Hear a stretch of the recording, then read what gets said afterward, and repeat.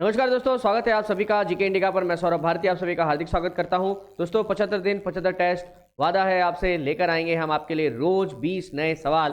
Constable और jail प्रहरी बगर की बनना है तो आपके लिए एक टेस्ट सीरीज मस्ट है। दोस्तों बिल्कुल मत चूकिए।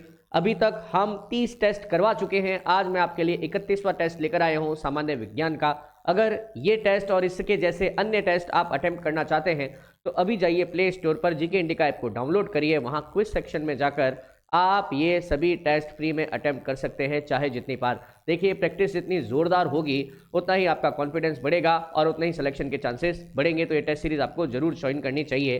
दोस्तों आज सामान्य ज्ञान का हमारा पहला प्रश्न है, निद्रा रोग नामक बीमारी किससे होती है।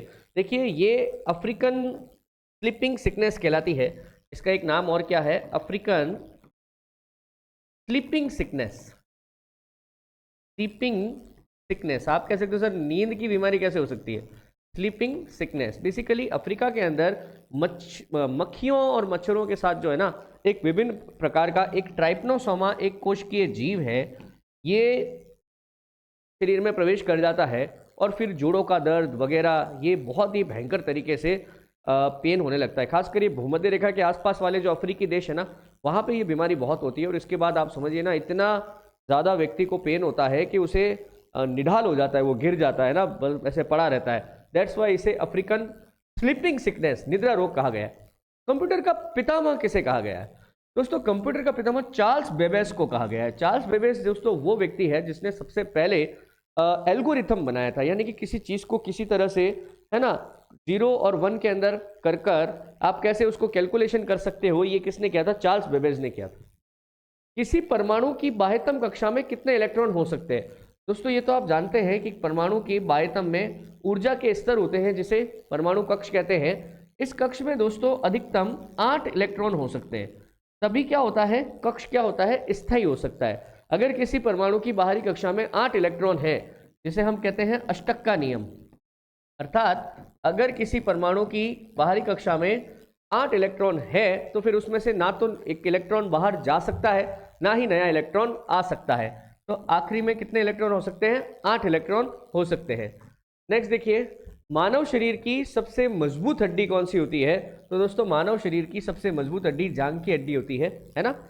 फिर देखिए, दर्द निवारक दवा एस्प्रिन की खोज किसने की थी। देखिए एस्प्रिन दोस्तों लंबे समय तक हमारे दर्द निवारक दवा के रूप में प्रयोग की जाती रही है। फिर तो देखिए 1950 के बाद तो बहुत सारी चीज़ें आ गई, बट 19वीं शताब्दी के अंदर जो सबसे ज़्यादा चलने वाली दवाई थी वो थी एस्प्रिन। और फेलिक्स हॉफमैन वो व्यक्ति थे जिन्होंने एस्प्रिन का फॉर्मूला बनाया था, और फिर तो ये जनरल हो गया था, बड़े पैमाने पर इसका प्रोडक्शन शुरू हो गया था। जीवन की दृष्टि से पौधे का सबसे महत्वपूर्ण अंग कौन से। जीवन की दृष्टि से मतलब जहां से पौधा बनना शुरू होता है, तो दोस्तों जीवन की दृष्टि से सबसे महत्वपूर्ण अंग पुष्प है। देखिए पुष्प आने के बाद ही परागण की प्रक्रिया होती है। परागण समझते हैं ना, पौधे के वो जो बीज होते हैं जो फैलते हैं वातावरण में, वो पुष्प के खिलने के बाद ही फैलते हैं। तो परागण की प्रक्रिया जब तक नहीं होगी तब तक पेड़ पौधा बीज मिट्टी में जाएगा ही नहीं, अंकुरित ही नहीं होगा, तो कोई आगे का प्रोसेस ही नहीं होगा। तो पुष्प सबसे महत्वपूर्ण है। प्रथम अंतरिक्ष यात्री इनमें से कौन है। तो दोस्तों प्रथम अंतरिक्ष यात्री इनमें से है यूरी गगारिन। यूरी गगारिन उस समय सोवियत रूस था, United states of Soviet Russia, फिर तो रूस के विभाजन हो गया है ना।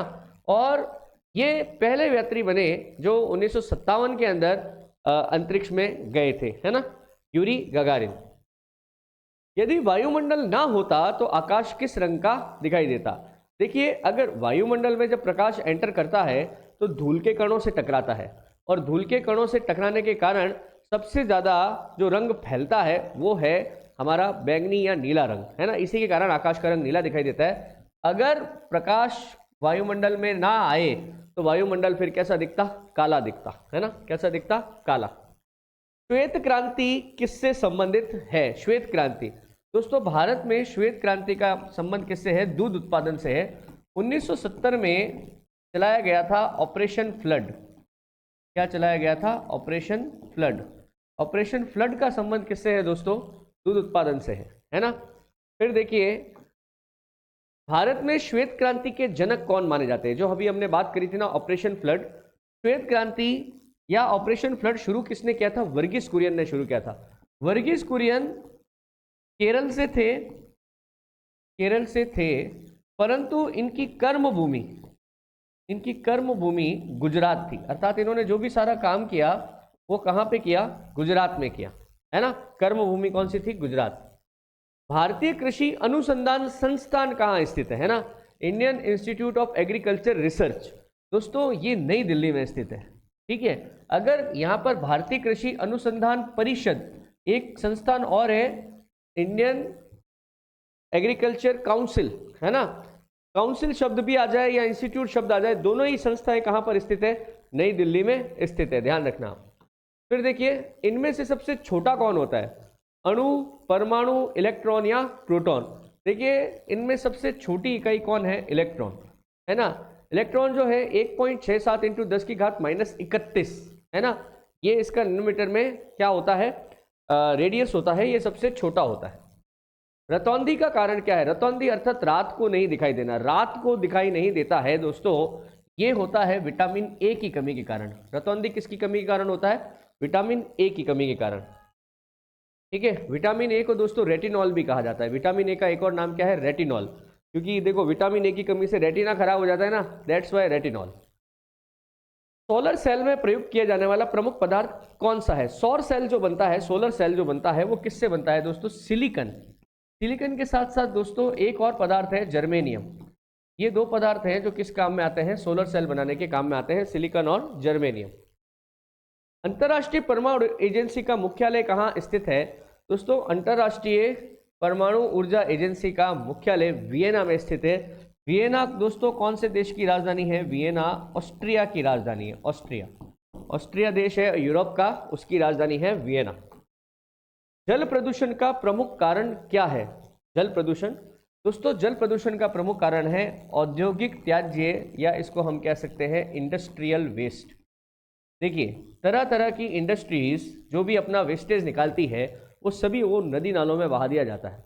जल प्रदूषण का सबसे मुख्य कारण इंडस्ट्रियल वेस्ट है, ठीक है, ध्यान रखिएगा।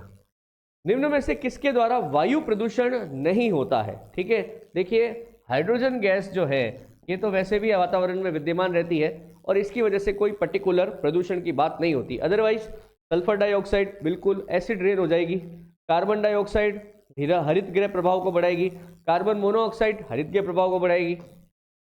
भारत में सबसे अधिक प्रदूषित शहर कौन सा है? भारत में सबसे अधिक प्रदूषित शहर है दोस्तों दिल्ली।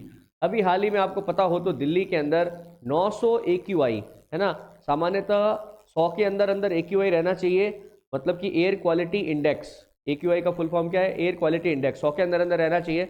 यहाँ पे भाई साहब 900 से 1000 तक चला जाएगा था, अर्थात बिल्कुल भी सांस लेने योग्य वो नहीं है, हवा नहीं है, ठीक है। और दूसरा, यमुना के बहुत सारे फोटोज आते हैं, आपने देखा होगा दिल्ली के बाहर निकलते ही यमुना के अंदर बहुत सारा, यमुना नदी में झाग ही झाग हो जाता है, इतना वेस्टेज उसमें जाके गिरता है। तो दिल्ली सबसे प्रदूषित शहर है। मनुष्य में किसमें इनमें से कौन सा रोग जल प्रदूषण से होता है?